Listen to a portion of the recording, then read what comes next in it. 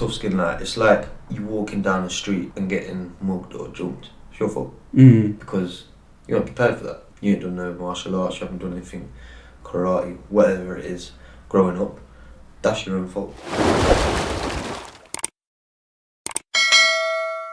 I've been feeling ways on ways of positivity all day. So surreal. Welcome back to the Waves of Positivity podcast. The last time we were here, it was just the three of us from Waves of Positivity, but now obviously restrictions have been lifted, we can get guests in. So we've got a special guest today, Seamus. I've known him for about 2.5 years for a networking event. I actually worked with him directly with my business as well as a client. And I'll leave it all to him to share his journey into Look Mill and then transitioning into Menspire Leicester with his barbering experience and professionalism. So, Seamus, can you introduce yourself, please, to anyone that doesn't know you already? Okay, so I'm Seamus O'Keeffe from Leicester, and I'm a barber, and I own a Menspire salon, the first Menspire salon in Leicester. Brilliant. That's cool, man. How long have you been doing barbering for? 5 years. And how did you start off? How did I start off barbering? Just barbering, yeah? Yeah. So, I paid for a course. I did a course in London. It was called London School of Barbering, the course. I left there and I worked in a shop near you guys, to be fair.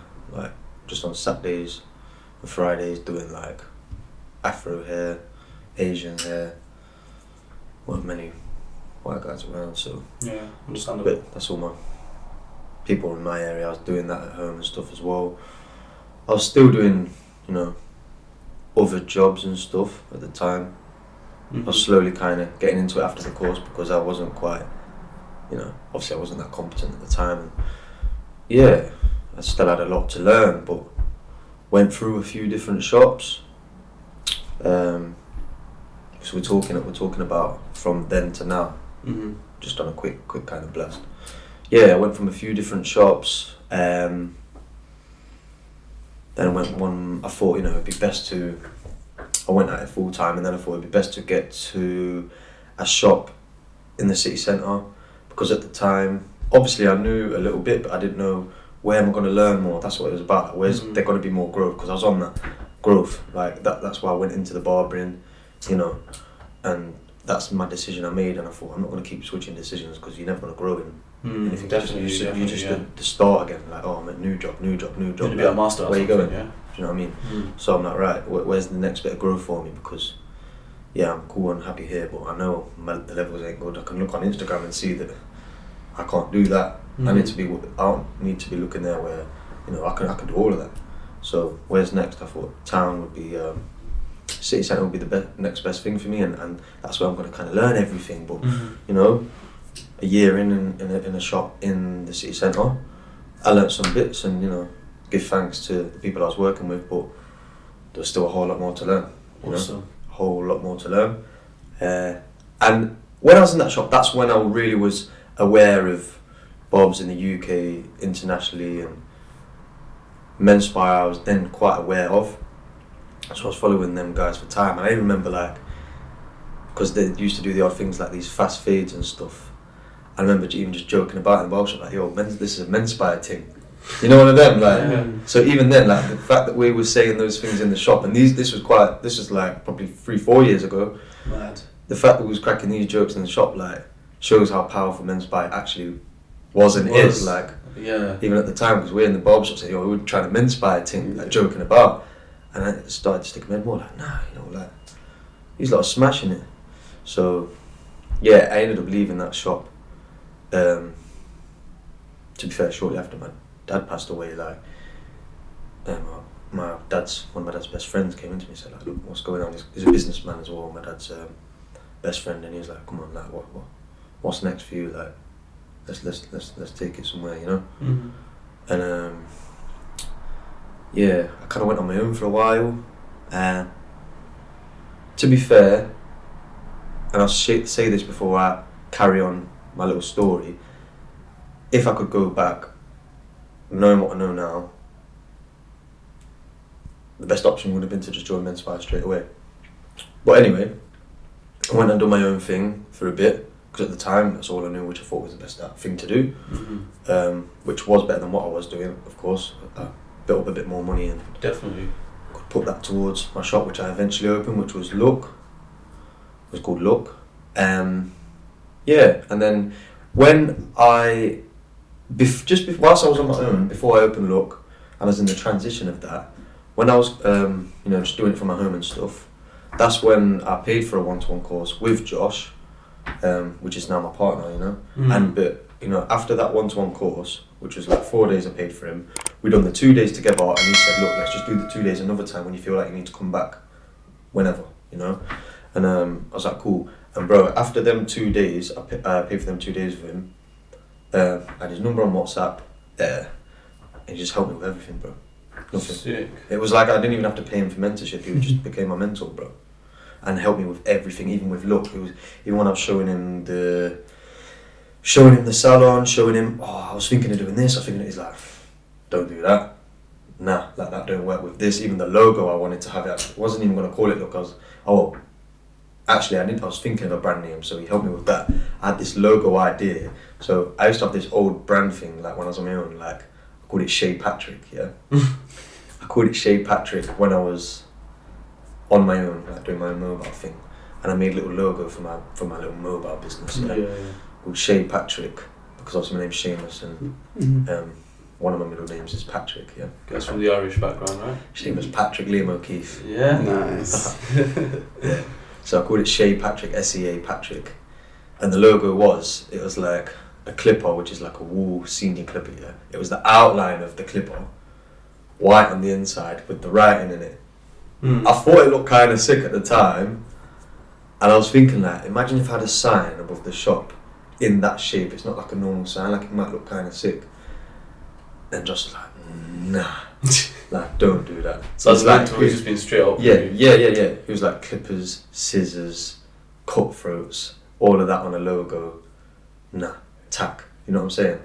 Not that I don't think he said tack. Probably said it in a nice way, but that's what he was saying, bro. Like that's tack. You know what I'm saying? And I was like, yeah, I hear what you're saying. He was like, keep it simple. That's it. Just keep it simple. That was one of the main. Less is more. It was like one of the main things he said to me. It's true. I said, just remember that. Like less is more. And yeah. So I kind of applied that. And to be honest, like, yeah, he helped me out with loads throughout the shop, and I took most of my brand inspiration from Men's Fire anyway. And it came more apparent throughout the times. Like, and I always had this thought in my head, like, all my kind of goals, not even in a way that I was copying them, but me as a person, how I wanted to take the business, all of my kind of goals were similar. I like to cut men's hair. I like to do it very well. I like to learn more about it. I've still got a lot to learn. Like, me sitting here right now, I don't feel like, although I have transitioned from something that, I've transitioned a lot better than the person I was or where I was. Like yourself, you could probably agree, I still feel like I'm literally nowhere compared to where I want to go, and compared to some of my mentors and people, I'm like, what I'm saying, like my mentors are up here, and even some people in Men's Fire, my company, are so much further ahead in their career than me. It's like, that's just why it's good. I feel like that as well. It challenges me and stuff. But of course, I'm here. I feel like I can spread inspiration to people that are, where I once was. So yeah, of course, it's still relevant, right? But yeah, where was I with this transition? So I took inspiration from the Men's Fire brand. Yeah, and applied it, and I went back to Josh for more education. I took them extra 2 days, and I booked more again in like the lockdown. And like I learned a lot of business in different ways, online courses, like I say, like Ty Lopez. I've had mindset kind of courses from him, read books, inspired me to read books, inspired me to kind of do what I was doing as well. And he's one of the main reasons I went to Josh, because he said you need a mentor. You need mentors in lots of different aspects of life: health, wealth, love, happiness, which is his 4 things, how he lays out his 4 things. And I've gone out to do that, but yeah, of course, one specifically in my industry, which I chose barbering. I chose to stick to barbering. Looking around for a mentor, bro, Josh was the man. Like, Josh is the man. So went straight to him, and now this is transitioned all because of that. Massively to do with Josh, but it weren't even just learning like that thing that I did from Ty Lopez. Yeah, anyone can sit and say it's common sense to do that, but would have I actually done it if I weren't listening to someone else that I was inspired by, who is a serious businessman who's done certain things? I probably wouldn't have, Ty Lopez, you said, yeah, because some people come out and say things like, "Oh, you can do it all yourself." I think that's like BS, bro, because you don't come out born talking English, do you? You have to learn it from someone. So yeah, that took me to there, and I just formed a good relationship with Josh as well. I feel like we formed a good friendship, not just teacher student. Like I feel like we formed a good friendship, and I think that's something he can do very well. He's just a nice, genuine, good person, and eventually we was in one of the lockdowns, and I was coming to more business advice and it just kind of came across, and that's when we kind of said, look, let's do the Menspire thing. It just came across like that. What do you think, sort of thing? And when I seen that on Instagram, I was like, oh, this guy's gone big. This guy's taking a massive step, man. Yeah. See, for me, someone who doesn't really know much, tell me about Menspire. Like, why was it such a big? Like, obviously, you've always admired them, but tell me why it was such a big step for you to go from Look over to Menspire. Why couldn't it just still be Look? Okay, so the difference between Menspire and Look is just a name change. But with the Menspire side, it's a whole lot more. Okay. Growth. Yeah. Like resources and stuff. Growth. It's a worldwide renowned brand, especially for education as well. Got salons worldwide. I think it's 26 counting now. Salons worldwide. Some big cities. And that's all come from, just organic growth, like organic growth. And, Josh and some of the educators that are amazing within the brand have been, I don't know, like 30 plus countries, back and forth. I've seen it. Not just one-time visits, back and forth. These people want the Menspire education. And that to me is like, how am I gonna create Look? Yeah. And this comes back to Ty Lopez having mentors, right?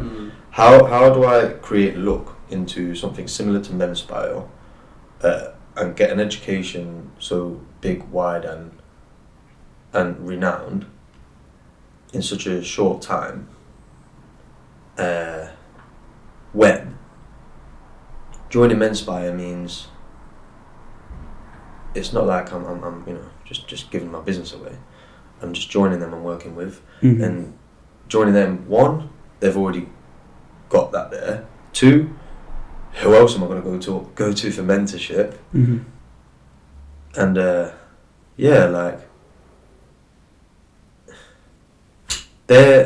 they've already done what needs to be done, so I don't need to then try it myself and make a load of mistakes, which I can learn from people that have already made them. Yeah. And again, like it's just a change of a name. Yeah. It's literally it. And that's what went back to what I said earlier. Like all of my visions, all of my kind of intentions were literally the same.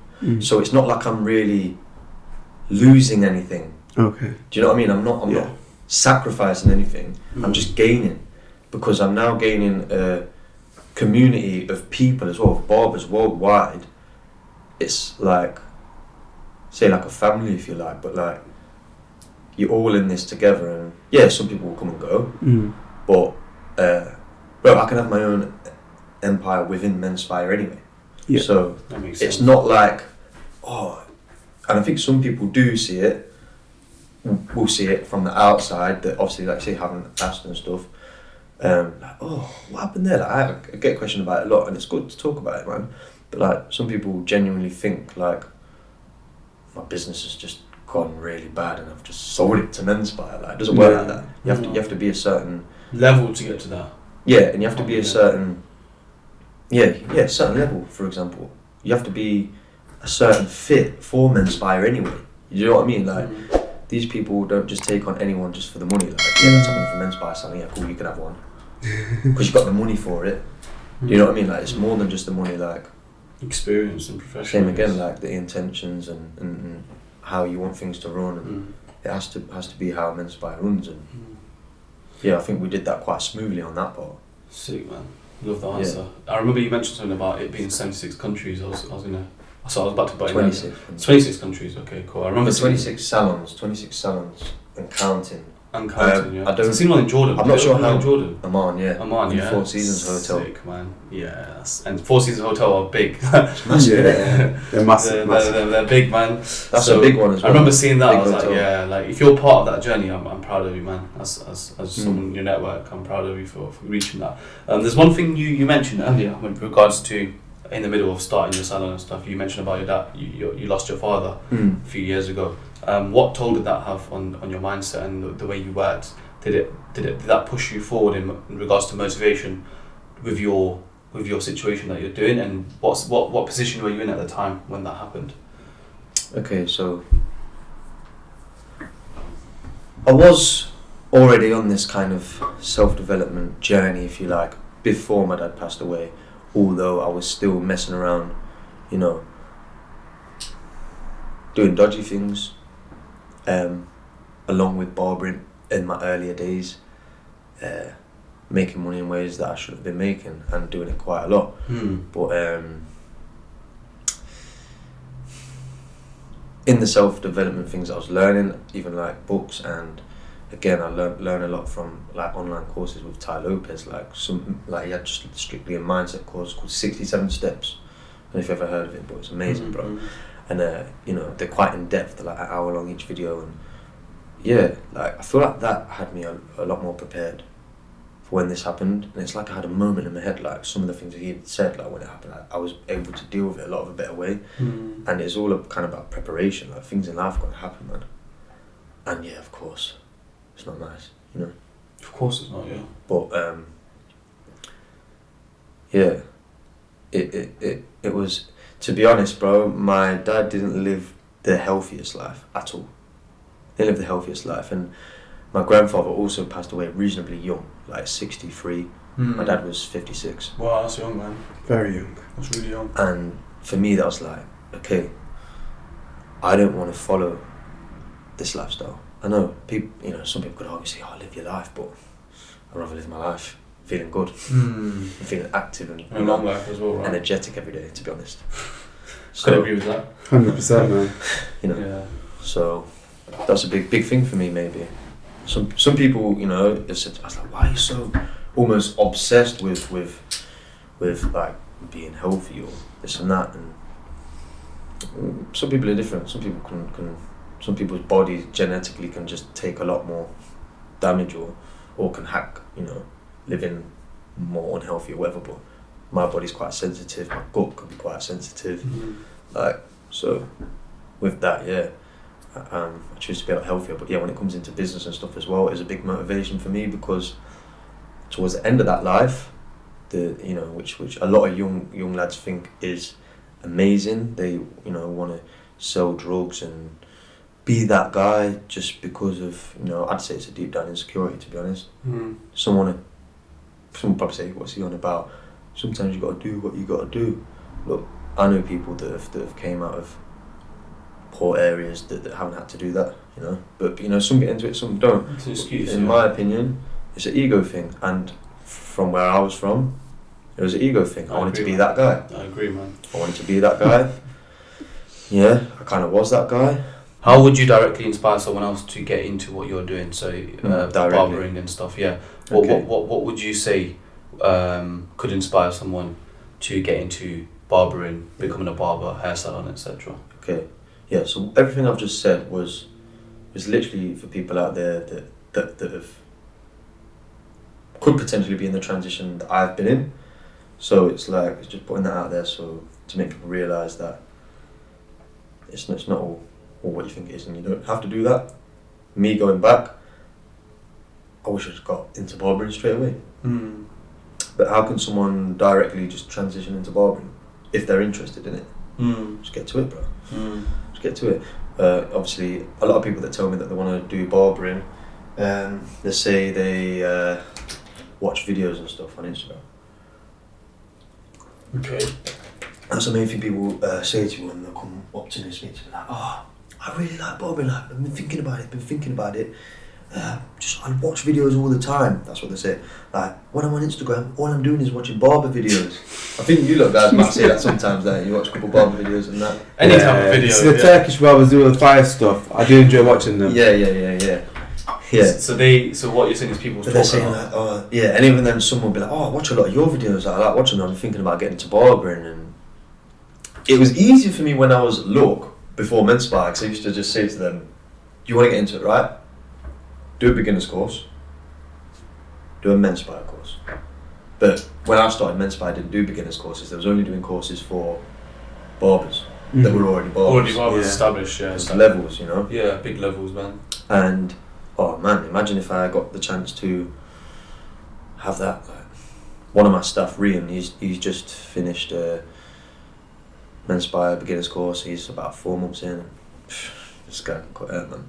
Yeah. Of course, he's still got some bits to learn, but when I look at his start of the journey to 4 months compared to mine, it's like what I said earlier. If I join Men's Spy straight away, I would be a whole level ahead of where I am now. And that's exactly about.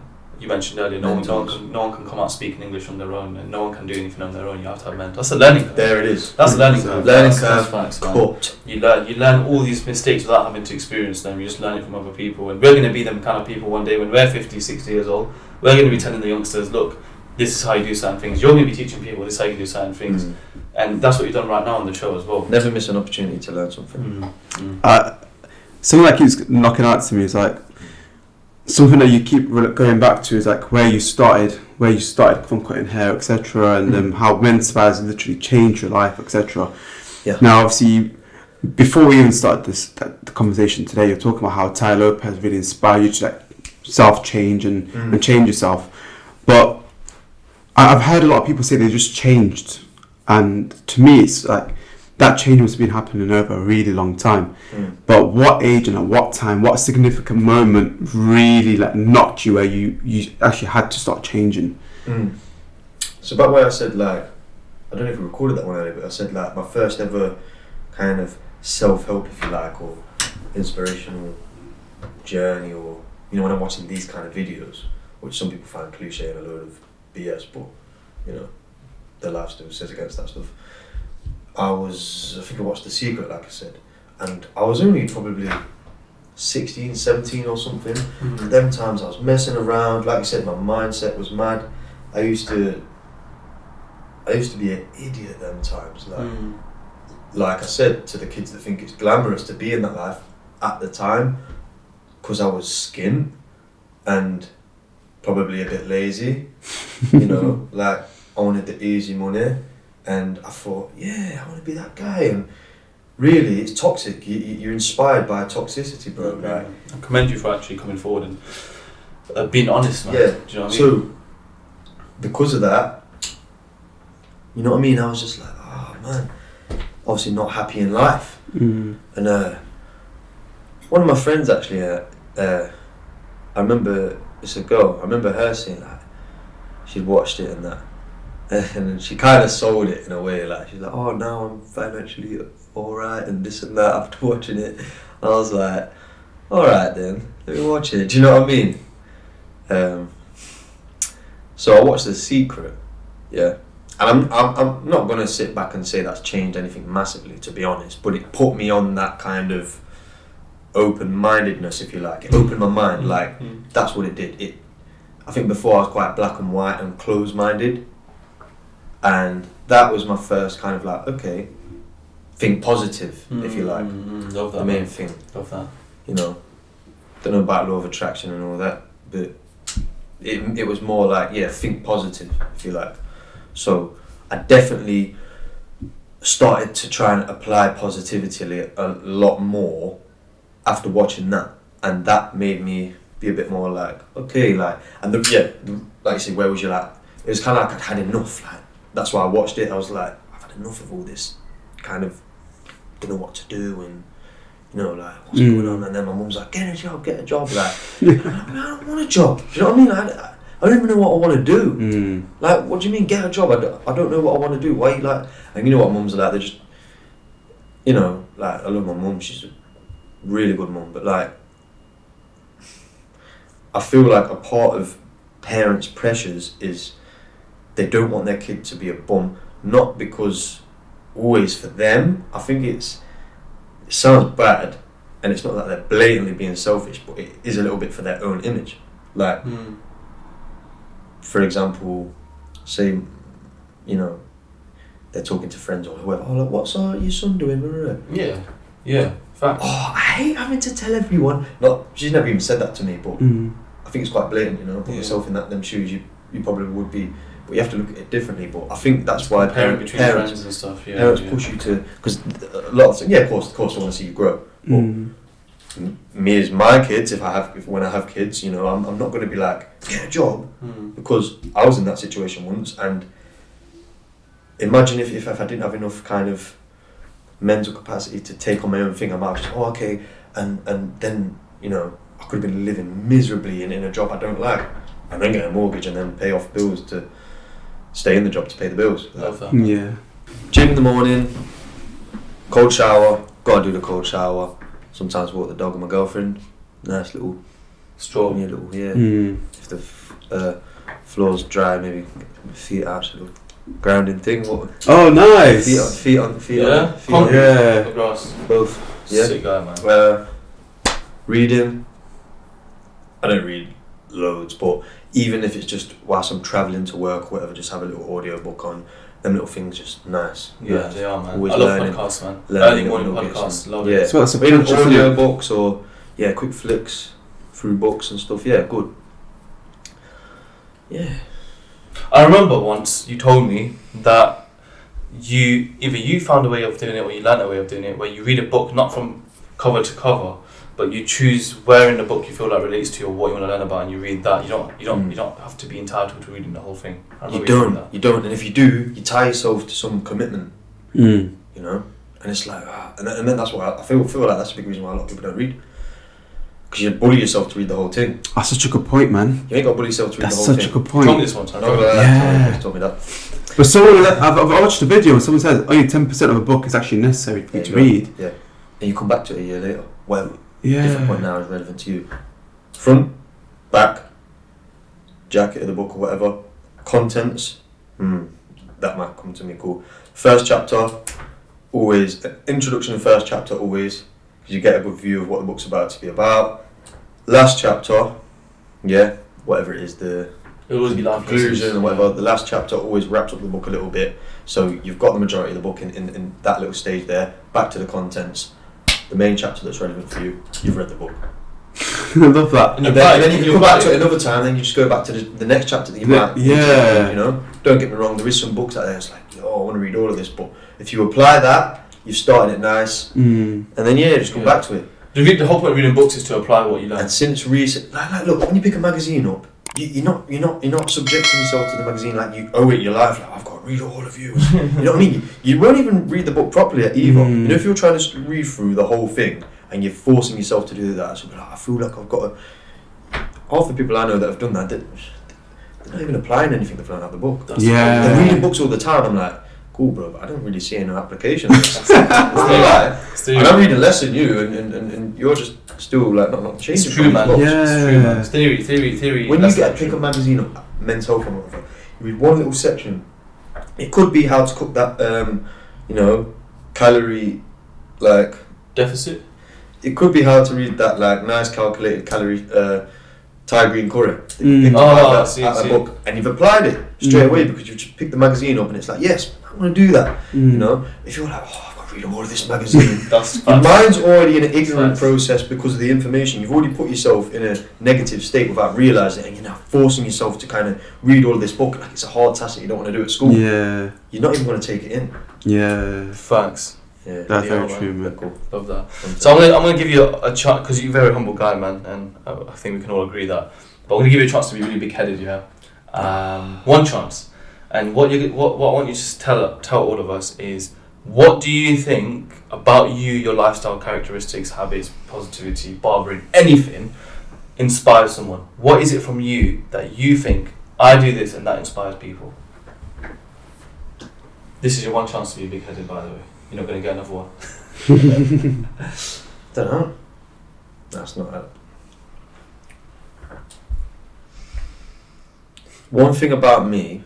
What you do, yeah. anything about you, or what you do, your lifestyle, could be men's life, could be anything. What do you think inspires someone younger than you, older than you, your friends? They look at you like, yo, that is inspiring. Oh, so what they look at? Yeah, and that is inspiring. Or what people would say to me, like anything doesn't matter. It's all about what trait do you. Let me rephrase it for you. What about yourself is inspiring? You know what? The main thing that's clicking in my head from the question you just asked me is, I get a lot of people that are like, and maybe this is just me, but I take a lot of enjoyment, not enjoyment, like fulfillment. Is it fulfillment the right word? Passion. When I help other people, to be fair, just I kind of like to give advice. Sometimes when people aren't asking for it, but when someone is looking for it and they appreciate it, I always get people like, oh, you changed my life in a way that if it weren't for you, I wouldn't have, and I get that. It could be the same one of these same people I see a lot, and they'll repeat it a lot of the time. Seems like, and I'm like, thank you. Like, you don't really take it on as much, because like you say, I'm not really that big-headed, so I don't really take it like, I know, if it weren't for me, you wouldn't. Like, you know what I mean? Like, entitlement. I love it, man. So you're basically saying what you inspire others is advice, and people look up to you for knowledge and experience. Yeah. Realistically, that's what you're saying. So people a lot of inspired people by you because of your experience and I think knowledge. I do inspire a lot of people that are from the background that I started in, being dodgy and stuff. Good. And that I sit a bit like, oh, I don't look at it how they look at it, but they're like, yo, my man's doing his thing, sort of thing. Like, he's came out of the, and now he's the, like, you know what I mean? He's came out of the, and now he's gone clear and all that. Yes. And I'm like, it's not really that, but I suppose it kind of is, I don't know. But 100% is, man. I'm not standing there saying, that man's gone clear, that gone legit now. Yeah, it's not really that. But yeah, I suppose that's what a lot of people will kind of say. And I'm like, yeah. Remind me of that, man. Came out of that for a reason. Exactly. And I think that itself is the inspiration to people, I guess, to make it out, go out, or working class households or areas, lower income areas, get out of that and start your own thing and excel. One piece of advice you'd give to anyone about anything. One piece of advice. Oh man, one piece of advice. It's like a quote moment, isn't it? Literally. Your own advice, though. Okay. Or maybe it could be advice that he's heard himself and he felt like it's really nice for him. To make it easier, he's just being soft. Yeah. My own advice. Right. I felt we could learn a lot from him, that's why, isn't it? I've learned a couple of things, man, and I'd like to give a nice summary of my own. My main one, and of course, is what I've learned from someone else. But that's what life is about. My main one, which is so important to me, bro, is obviously there's a nuance to what I'm saying when I say don't just try and do it yourself, because obviously there's a level of yourself that has to do it or whatever, okay? But don't, and it's a hard one for people to understand, because like I said, there's a nuance to it. It's not black and white in how I'm saying it. Don't just do everything that someone else tells you to do, but at the same time, don't try and do it all yourself either. What I'm saying is, learn from other people that have the right knowledge. Like, learn from the biggest people. Like, if you're the lucky one, or you're at a stage where you're the lucky one, or you've found what it is you definitely want to do and stick in, that if you're not learning from the best person in that field, if it's available, what are you doing? Like, that's what you need to be doing, man. Love that, man. You need to learn from the best in your field. Good advice. You've brushed up on a lot on that as well during this whole podcast. Learn from other people. You will cut the learning curve. You won't make as much mistakes because you're learning from other people's mistakes. And books is also a form of that. It is. Because these people are teaching you things, are teaching you not to do things that they have done. Even biographies, man. Read biographies at night time and you help you get sleep. Because you realise when you read autobiographies of very successful people or whatever, if you like, you realise that all the glitz and glamour you've learnt about them, the media bias that makes you think you can get rich quick overnight, will always have you in this comparative sense. But when you actually read people's autobiographies, you see, oh, okay, they have a life too, they had a life too, they had struggles and whatever else too, and that gives you courage throughout the night. Who wants to read a how-to-do book before they go to bed? You're daft. We've all done it. Sit there thinking about business at 10, 11 o'clock. Yeah, I gets too motivated. Get to sleep. Yeah, of course you do. Gets too motivated, man. Get a biography down now before you go to sleep. But yeah, just learning. That's my main thing. Like, from other people, from the right people, of course. Like, sometimes, there's always a lesson you can take from everyone. Sometimes it's learning what not to do. Learning curves. Yeah. Mr. Laffy, anything you want to conclude? Yeah, I just looking like for anyone watching or listening, and obviously some of you guys are listening to this whilst you're getting on with your day-to-day tasks. The kind of things I learned from Seamus, and I think it would be nice for us to both give our little summaries and points that we're taking away. It's finding someone that obviously, because you've always told me to get a mentor, right, Sully? And I've always I'll reach out to different people, and I'm trying to find the perfect mentor. But even yourself, you just kind of you went straight to the person that inspired you right at the beginning when you first wanted to do your barber and etc. And you kind of paid for their course, and then kind of became a mentor. And that's actually something that 10 years ahead of you in your industry. I mean, that's something that Tyler has said. Yeah. It doesn't have to be bang on 10 years, but there weren't really anyone that I could maybe find at the time that Josh weren't exactly 10 years, but in barbering, yeah, of course, though. In his actual career, but the Menspire journey and stuff. But it was just this is the guy. It's just there. That's the man. Yeah. So I kind of go out for the mentor, and then there's two things I didn't really like that you said you do. It's first one is obviously trying to take life back down to basics, like even with a cold shower and then walking on the ground without wearing shoes, taking things down to basics, kind of appreciating that not everything needs to be luxurious, not everything needs to be nice and fancy, keeping yourself humble and reminding yourself why you're doing everything. That's kind of what I've taken away, and you constantly keep yourself down to earth, literally, but also in your life. Yeah, don't get too sucked up in the luxury thing, man. Yeah, man. And the final thing that I've taken away is take shortcuts in some things. Like for example, the book thing. Try to get the knowledge that you actually need. Don't try filling your mind up with all the random BS. It's not even shortcuts. It's just a smarter way of doing it.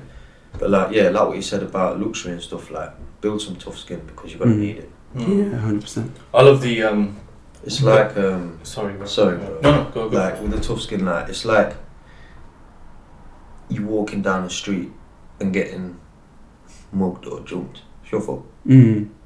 Because you weren't prepared for that. You ain't done no martial arts, you haven't done anything, karate, whatever it is, growing up. That's your own fault. Because you weren't prepared for that. And things like that sometimes, can happen in life.